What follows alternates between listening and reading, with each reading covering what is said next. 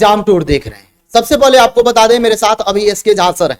बहुत बड़ा परिवर्तन है टीआरई 3 में। आप देखिएगा, यदि टीआरई 1 के जैसा हो जाए या टीआरई 2 के जैसा हो जाए तो समस्या हो सकता है। समस्या क्या हो सकता है कि आप देखे होइएगा, रोल नंबर एक ही सीरियल से लगातार रिजल्ट हुआ है, कई सारे 100-100, 200 का। क्या टीआरई 3 में ऐसा हो जाएगा तो कितना बड़ा अनर्थ हो सकता है? सर से इस पर भी जानेंगे। आयोग से सर क्या गुजारिश कर रहे हैं। अभी 9th-10th का भी आंसर की फाइनल नहीं दिया गया है, 11th-12th का भी नहीं दिया गया है। कब तक दिया जा सकता है? क्या रिजल्ट अक्टूबर लास्ट तक आ सकता है या नवंबर हो जाएगा? उसके बाद जो विद्यार्थी कम अंक जिनका आ रहा है, यदि रूम से बैठ के वो तैयारी कर रहे हैं तो कैसे पढ़ना चाहिए, किस टॉपिक पर ज्यादा ध्यान देना चाहिए, इस पर भी बात। सर आपका स्वागत है एग्जाम टूर में। बहुत बहुत धन्यवाद। सर, जो आप देखिए एक लगातार पीडीएफ विद्यार्थी आपके पास भी भेज रहे हैं जो पढ़ने वाले हैं कि एक ही रूम से 10-10 का, 20-20 का, सीरियल से 50-50 का रिजल्ट हुआ है। क्या सब पढ़ने वाले विद्यार्थी एक ही सेंटर पर बैठ गए थे क्या? देखिए, यहाँ पर थोड़ा सा तो बात है, क्योंकि हमको बहुत कुछ बच्चों ने भेजा है कि देखिए सर लगातार रोल नंबर में रिजल्ट दिया गया है। तो लगातार रोल नंबर मतलब अगर 801, 802, 803, 804, 805 ऐसे करके रिजल्ट है, तो ये थोड़ा सा चिंता का विषय है। उम्मीद करते हैं कि टीआरई 3 में ऐसी बातें नहीं होंगी।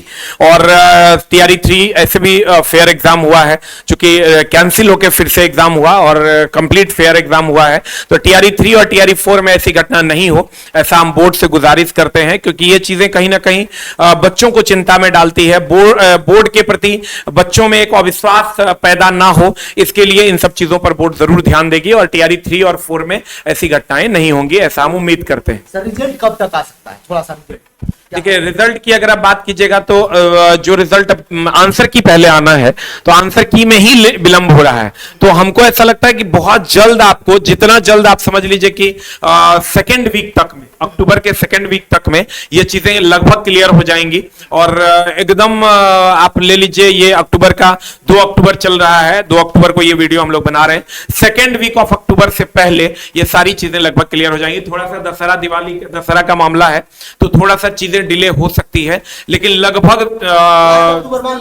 लास्ट अक्टूबर तो हर हाल में आ जाएगा।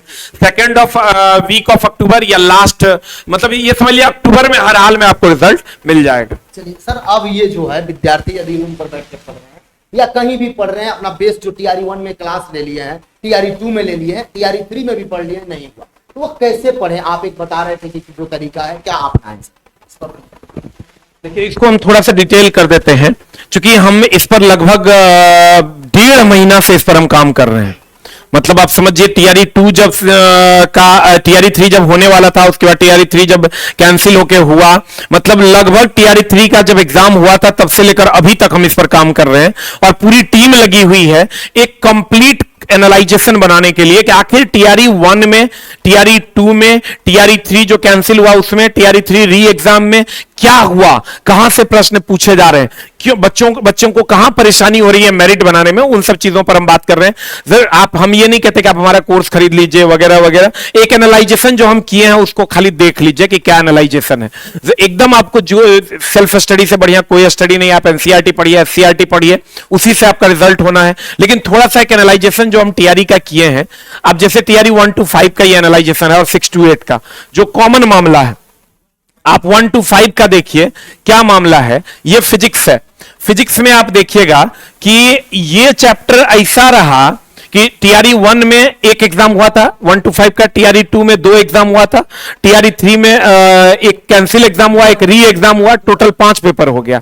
तो 5 पेपर में आप देखिएगा कि ये सर्टेन चैप्टर्स फिजिक्स के ऐसे थे। हमने इसी तरह हिस्ट्री, सिविक, ज्योग्राफी सबका एनालाइजेशन करवाया है। एक सर्टेन चैप्टर ऐसे थे जिससे टीआरई 1, 2, 3, 4, 5 में पूछा ही नहीं गया। टीआरई 1, 2, 3 में क्वेश्चन ही नहीं पूछा गया। 1, 2, 3, 4, 5, 6, 7, 8 चैप्टर फिजिक्स में। यहां भी आप केमिस्ट्री में देखिएगा सेम मामला था। ये जो चैप्टर्स थे यहां से कोई सवाल नहीं पूछा गया, कोई सवाल नहीं पूछा गया, यहां से कोई सवाल नहीं पूछा गया। यहां बायोलॉजी में आप आइएगा तो यहां बायोलॉजी से भी इस चैप्टर से कोई सवाल नहीं था, इस चैप्टर से यहां पर कोई सवाल नहीं था। आप ध्यान से देखिए, इस चैप्टर से भी कोई सवाल नहीं, इस चैप्टर से भी कोई सवाल नहीं, इस चैप्टर से भी कोई सवाल नहीं, यहां से भी कोई सवाल नहीं, यहां से भी कोई सवाल नहीं था। और कोई खास चैप्टर अगर आप देखिएगा उससे हर टीआरई में क्वेश्चन है। जैसे लाइट हो गया, ऐसे अन्य चैप्टर्स भी है। यहां देखिए विविध से हर टीआरई में क्वेश्चन है। यहां आप देखिएगा कार्बनिक कंपाउंड से हर टीआरई में क्वेश्चन है। अगर आप बायोलॉजी में चले आइएगा तो बायोलॉजी में डिजीज से हर टीआरई में क्वेश्चन है, इकोलॉजी से हर टीआरई में क्वेश्चन है। इन्वायरमेंट आप थोड़ा एक मिनट आप देखिए इन्वायरमेंट का क्वेश्चन का क्या रेशियो, 6 गो, 5 गो, 2 गो, 6 गो, 8 गो, कहीं कहीं से 21 गो। यहां पर देखिए 21 गो, यहां एगो, यहां इधर आइएगा एगो, यहां आइएगा एगो। मतलब कहीं कहीं पर 21 गो पूछा, कहीं कहीं पर नहीं पूछा, कहीं कहीं पर धुआं छोड़ा के पूछा है। इसका क्या मतलब हुआ? पढ़ना कैसे चाहिए थोड़ा सा। अब पढ़ना कैसे चाहिए? आप कहिएगा क्या जो जो चैप्टर नहीं पूछा वो सिलेबस में नहीं है? नहीं दोस्त मेरे, वो सिलेबस में है, वो सिलेबस में है। लेकिन पढ़ने का तरीका क्या होगा कि जैसे अगर इन्वायरमेंट से ज्यादा क्वेश्चंस पूछे जा रहे हैं, लाइट से ज्यादा क्वेश्चंस पूछे जा रहे हैं, मिसलेनियस से ज्यादा क्वेश्चंस पूछे जा रहे हैं, कार्बन एंड कंपाउंड से ज्यादा क्वेश्चन पूछे जा रहे हैं, उस पर ज्यादा फोकस करना है। और जिससे कम क्वेश्चंस पूछे जा रहे हैं उस पर कम फोकस करना है, और जिससे पूछे ही नहीं जा रहे हैं उस पर थोड़ा और कम फोकस करना है।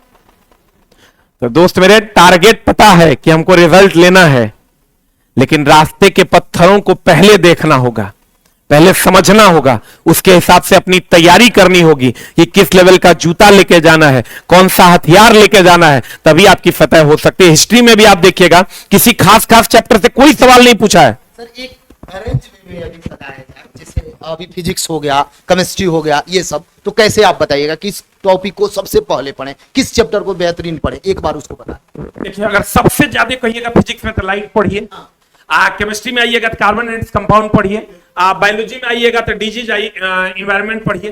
इतने से आपको पकड़ा जाएगा लगभग, अगर 25 से 30 क्वेश्चन पूछ रहा है तो इतना से आपको 18 क्वेश्चन पकड़ा जाएगा, इतना से। लेकिन हर बार ऐसा नहीं होगा, हो सकता है आगे पैटर्न बदल जाए, लेकिन अभी तक जो एनालाइजेशन है वो यही है। तो हम जो अपने यहाँ हम अभी बहुत जल्द छुट्टी के बाद टेस्ट स्टार्ट करने वाले हैं, तो हम इसी एनालाइजेशन पर स्टार्ट करेंगे।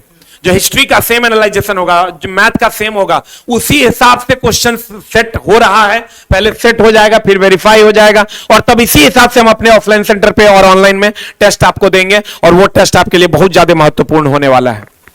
दो समस्या चल रहा है विद्यार्थी के मन में। एक तो टीआरई 1 का भी एग्जाम हुआ था, बहुत जल्द रिजल्ट दे दिया गया। टीआरई 2 का भी हुआ, बहुत जल्द रिजल्ट दे दिया गया। टीआरई 3 का हुआ, अभी विलंब हो गया। वो चाहे दुर्गा पूजा हो, आरक्षण का मामला हो, या अन्य कई सारे मामले हैं जिसके कारण से विलंब हुआ।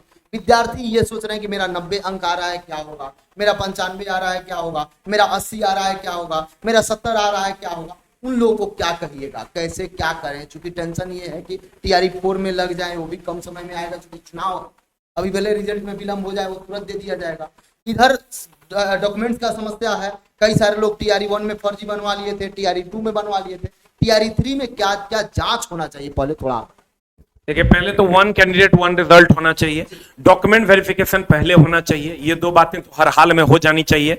और जो लोग फर्जी पकड़े जा रहे हैं उसको निकाल के टीआरई 4 में वो सीटें ऐड होनी चाहिए।